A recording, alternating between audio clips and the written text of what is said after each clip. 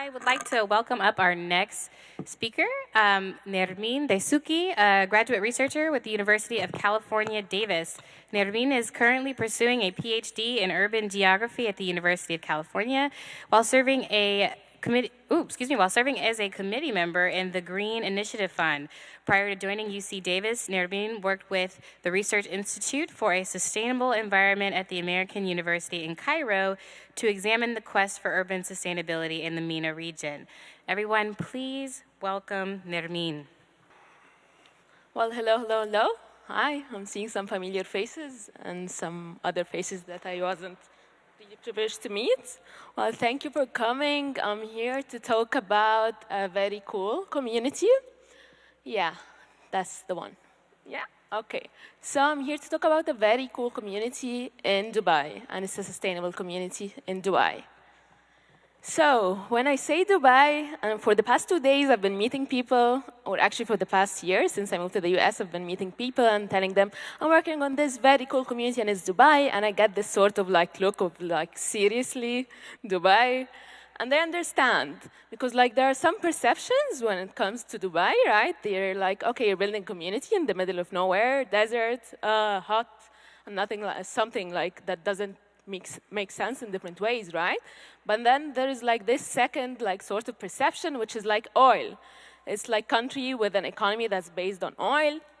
So Dubai, oil, sustainability, some things don't just match, right? But actually, Dubai's economy is based on tourism, so only less than 5% of the economy is based on oil, just like one fun fact. And then the third perception is like, seriously, Dubai, with all the high rises, the biggest mall, the fanciest, the tallest, they're always competing for something that sort of aligns with a lot of consumption in a way. So how are you seriously like trying to build something that is sustainable within this sort of a city, right?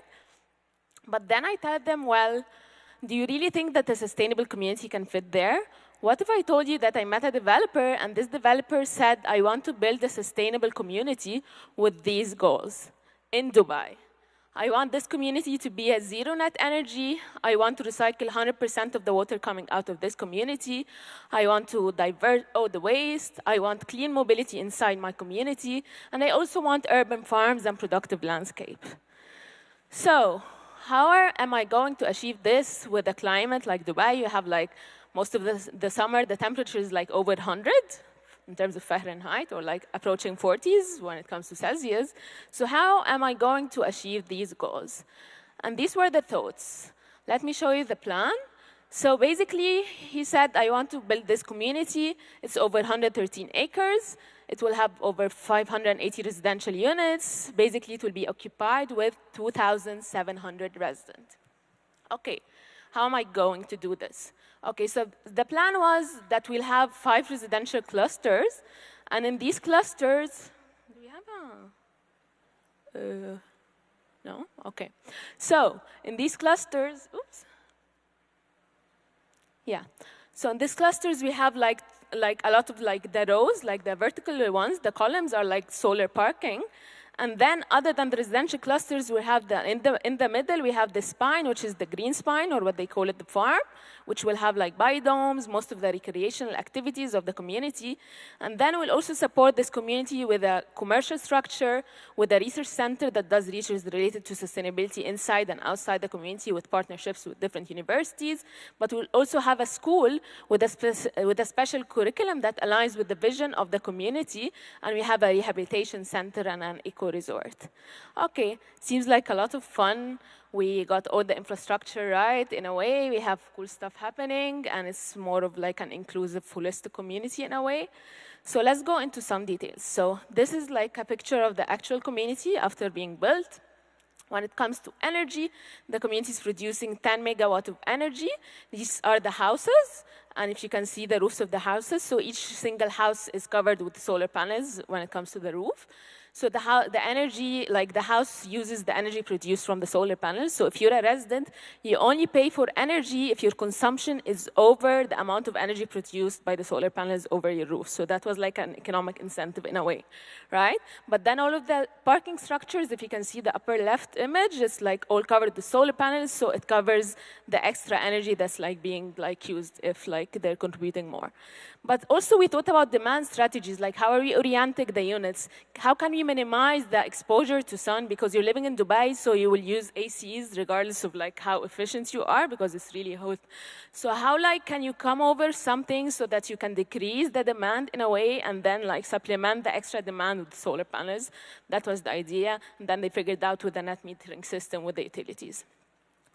When it comes to water recycling, it was pretty simple. Okay, we have like infrastructure, we have like gray water and black water. We built our own like water treatment plant inside the community. We're treating gray water and then we're reusing it in vegetation and like for recreational activities. The black water is treated outside, but we calculate the amount of black water that we send outside and then we buy treated wastewater instead of it. When it comes to waste, so like if you live in Dubai, you know that like recycling or waste segregation is not really common in different ways. So how am I going to impose this lifestyle on residents that are not really used to it? So, okay, most of the corners of the community had these 5 waste bins where you get to recycle things and the composite bin outside, right? But even the design of the house inside the kitchen, they pre-installed divided waste bins so that you don't just like think of, okay, will I recycle or not? Will I sort my waste or not? I'm sorting my waste inside my kitchen anyways. So when it comes to transportation, they had different ideas. So from the idea of like inside the community, if you can see, like the first image, the solar parking are on the edges. So basically the developers said, okay, I want to create this like safe environment for kids to play. So I'm doing limited car access. Again, everyone in Dubai is used to like parking in like garages in front of their houses or under their apartment buildings. But the developer is telling them, okay, you get to park on the edge of the community and you need to walk to your unit because we want a safe, friendly environment inside. So how am I going to like do this? When the environment is really like the climate is really, really hot. So there was like 2 options. It's either you walk or you bike. But the third option was, okay, we're providing shared electric buggies. So if you're carrying things, you have your kids, you're just too tired, you get to like, with your electric cars, you get to operate one of the shared electric buggies and drive it to your unit and just leave it. Another resident from your neighbors will be coming out, he can use it and take it to the parking and so on. So he managed to create this very friendly, safe environment when it comes to kids. And he's also financially supporting the families who are living there. If you choose to buy an electric car to commute outside the community, I'm giving you financial support in like partial. He also managed to convince the government, the municipality, to extend an electric bus to the community, which wasn't linked to mass transportation before. Okay. Urban farms, again, you're trying to plant things with a very, very hot climate. So there were like 2 options. The first option were like biodomes. So the community has like 11 biodomes all over the community. And it's sort of like making a very cool feature or identity to the community in the creational space. They're planting different herbs and different things that can be used by the residents, and the residents contribute to planting. And then you have community gardens outside, but it's limited to like specific months in the year because, again, sometimes it's too hot to do anything outside. So that seems like a very interesting infrastructure. He got the technologies, covered the financial stuff, everything is in place. We built the community, and it seemed like a very nice idea. I was invited, and I was working with them to promote a culture of sustainability, and I was like, okay, it seems perfect. Like, I can do this. Like, it's working. Like, you have everything, and like, the developer is really listening, so why not? The residents started moving in, and then I started looking at the demographics of the residents living in. So if you know about Dubai, it's 90% of the population is Dubai are expats. So if you have 90% of the population expats, so who ends up living in a 500-unit community, right? So that was the population. So in terms of like Europe, the biggest number were British, and then we have Danish, French, Netherlands, German, Belgian, Dutch, and all over.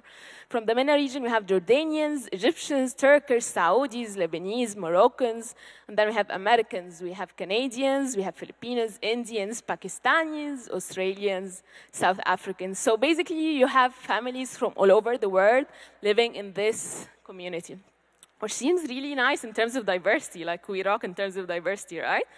But what does this really mean, right? If you think about it, you have people coming from different countries. They're coming with different cultures. They're coming with different expectations and different lifestyles. And then you're telling them, oh, you need to live a sustainable lifestyle. So they even have different definitions of what does it mean to live sustainably. So how can you enforce this like lifestyle on residents with these different expectations? I remember I was doing interviews with the residents. I was talking to a Danish family, and they were like, I don't like the waste sorting system. They don't specify what kinds of plastics go in. And then I went through my other interview. It was with a Jordanian family, and they're like, it's a lot of effort to do recycling. We try, but we're doing our best. And it's this variety of different peoples, with different expectations of how their lifestyle is supposed to be, and you're trying to force it on it. And then people can tell me, okay, but they all choose to live in this community, and it's called the sustainable city. So most probably they knew what are they doing and why are they ending up here, right? But then when I started interviewing people, yes, a lot of people chose it for the sustainability ethos, but other people just like the design. I like the open kitchen. I like this and this. Other people like the fact that they won't pay for utilities most of the time, so I think it's a good value for money. I'm buying it. Other people like that it's safe for children. It's family friendly. That's why I'm moving. Some people like the cool techs. They're the tech experts, so they like the cool techs, but they weren't really expecting that they're supposed to contribute in a different way, right? Some people made decisions based on location. It was close to to the school of my kids, for example, or I just like my neighbors, so I moved to be around my good neighbors, right? So they don't really choose it for one specific reason, right? Which is kind of, okay, now we need to do a lot of effort, right? So the good idea is that the developer didn't just build the community and just leave. He decided to stay and manage and invest in this community. So what he did is he invested in people more than anything else. So he invested in infrastructure and technology, but okay, people can come and ruin all your expectations and all your numbers. So it all depends on how people are going to use this. So it was a lot of investment in people. We had a social team working day to day to plan events for the residents to make sure that they get to know each other, to make sure that they get to attend awareness events, different events, give them consultancy on their lifestyle. Well, how do I sort waste? How do I do this? For example, that's the calendar from their events planned for 2016 and 17. If you look at the upper image, that says October, I did a screenshot from their Instagram page. They're announcing their October events. If you can see, it's okay, we have a festival. Let's talk about urban farming. Let's talk about plastic. So they're continuously irrigating this spirit in the community, and they want to push the community to move forward after they're planting this inside it. And the community is starting to say, okay, they're sometimes taking the lead right now. It's okay, we want a community shared library, and the management is okay, yeah, you do it. We're not doing it anymore. We're just putting the initial base, and then the community is supposed to follow up. Then the community wasn't really satisfied about the fact that the local supermarket give them plastic bags. And then the management was okay, how are you going to deal with this? So they launched their own boom rag recycled bags for the community. So it's all these little things that let the community believe in what you're doing, and they're following up after that. So you're sort of spreading this, setting a base for a social norm. So even if you're really not into it, you're here, you're living in this community, so you'll need to catch up with this community in different ways, right? So when I started asking people whether living in this community provides them with a sense of community, because that was the thing that I was I wasn't really sure if they're really getting into this sustainability thing, but people were hanging around, meeting their neighbors, because they get to walk, right? So they meet more of your neighbors. So yeah, over 55% said that they're strongly agreed, and 30% were somewhat agreeing. So we have most of the population saying that, okay, this is a community that provides me with a sense of community, which is really good because you'll get people with different interests when it comes to sustainability, but everyone wants to live in a happy community, right? So you're attracting people, you're making a base, and then you're giving them a space to change their lifestyle. And that was another aspect. And actually, after that, we started asking, okay, whether they're behaving in a sustainable way or not, we can't really calculate it right now. It's still emerging. But let's ask the simple questions. Do you have any lifestyle changes after living in TSC? And yeah, like most of the people said that they acquired new skills, as simple as how to sort my waste or like how to deal with the solar panels over my house, right? And the other things were like, okay, I'm living a more active lifestyle because I have this like spine, I'm spending more times outdoors, so I run, I exercise, so it's making me feel healthier, right? And the others were like, because we get to walk, because we can't park our like car inside our house, we get a lot of community interaction, which we didn't experience living in other places, right? And then other people are more conscious about their consumption because there is always this informal like conversations because they set the rate of like that's the sustainable community, so we have like this norm, so they have this indirect conversations about like consumption most of the time.